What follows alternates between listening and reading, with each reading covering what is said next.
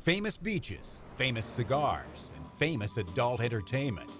But beyond the brass pole is the wrestling ring. Slowly caught with the leg dive once again. Slams and falls by famous wrestlers from Tampa have always rocked the world.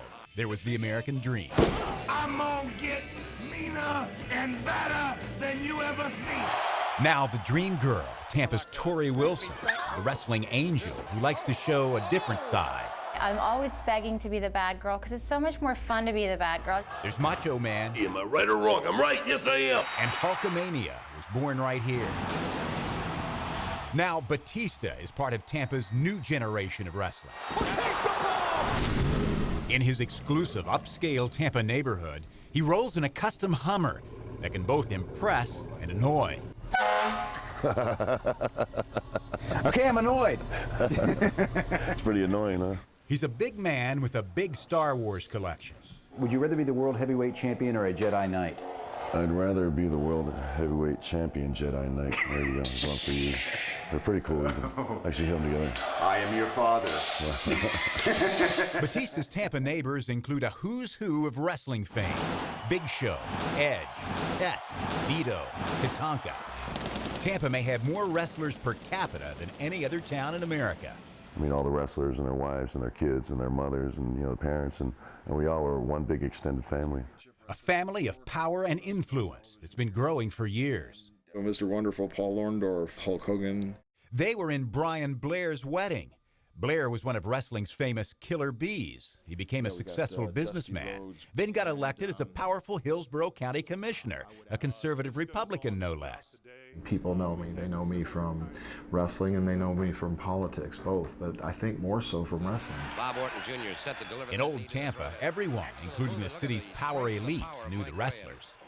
The great Malenko was my personal trainer for 2 years. If you had run against Dusty Rhodes, who would have won? He'd have won in the ring and probably out of the ring, too. Here you are against Pat Song and Gary. Suspending reality for a world of outrageous heroes and villains. They had something to do. Tuesday night, Tampa shut down to go to the Armory. Look at this move by Mike Graham. Excellent move. The voice of Gordon Soley and the stars of Fort Hesterly Armory. There was Pat Patterson, Dean Malenko, Hiro Matsuda. The late wrestler and promoter Eddie Graham was the kingpin. I don't want to say the mafia, but he was the godfather of wrestling in America. His crew burned up the roads from Tampa to Jacksonville to Miami Beach. Myself, Steve Kern, Dick Slater, Hulk Hogan, Terry Bollea.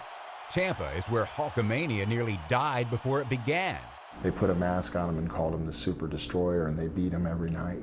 And he finally quit. And I said, Terry, you got a big future, a bright future. You got to keep going. And he's still going with VH1's Hogan Knows Best, showcasing the Bay Area to the world. Thousands jammed. Wrestling has changed, so have paychecks. Back then, they thought they were doing pretty well. If you figure $50,000 to $60,000 a year, but you're on the road 7 nights a week.